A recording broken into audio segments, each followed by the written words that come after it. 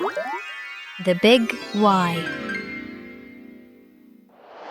Assalamu alaikum, dear brothers and sisters. Today, me and brother Mohammed Taher will be answering some of your trickiest questions on this season of The Big Why. What are you thinking? Ready?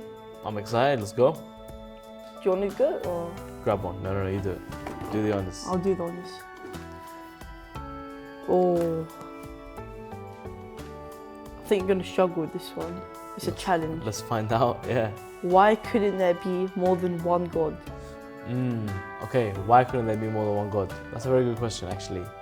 I can give a very personal example, actually, for this one. So I've recently started my own business, and I'm technically the CEO of my business. Now, when you look at business structures and how they organize businesses, they always have one single CEO. Why?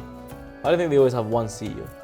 Because then there might be disagreements between the two CEOs. So imagine there was two people who both had equal power in this thing, and we disagreed.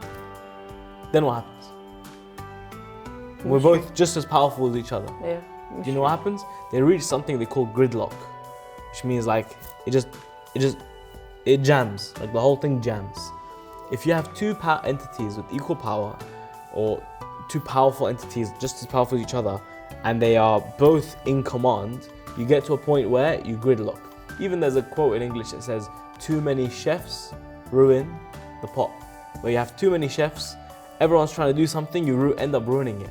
It's the same with like this whole creation, right?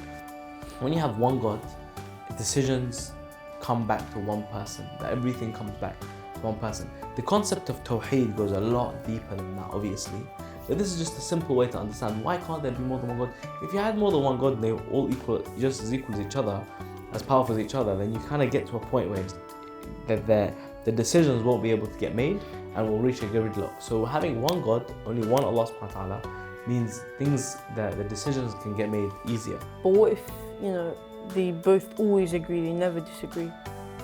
So if they were both always in agreement and they never disagreed, then they're always both pulling in the same direction, right? Okay, when you get deep into maths, you get to a point where, let's say you have two forces that are both pulling in the exact same direction, yeah? What you end up doing is those two forces, if they're both pulling in the same direction, they're actually the same force. They're not two separate forces. So if you had two forces pulling in the same direction, or two gods that never disagree, you're talking about one. If they're not, the only thing that makes them separate or two is if they're in different directions. There has to be a difference in order for them to be two separate things. Yeah. But if you're telling me that they're always in agreement and they're always moving in the same direction, that means we only have one. So the question, kind of when you apply just even a mathematical mindset onto it, you realize it cancels out and there's only one. I mean, you answered the question perfectly. Does that make sense? Yeah. It's maths. It's simple. You have Simple proof maths. as well for your answer. It's simple maths. I mean, look, there is a much deeper philosophical answer to that. Of course, yeah. But maybe we can get into that in another episode.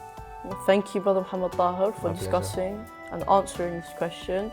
And thank you for the dear brother or sister who asked this question.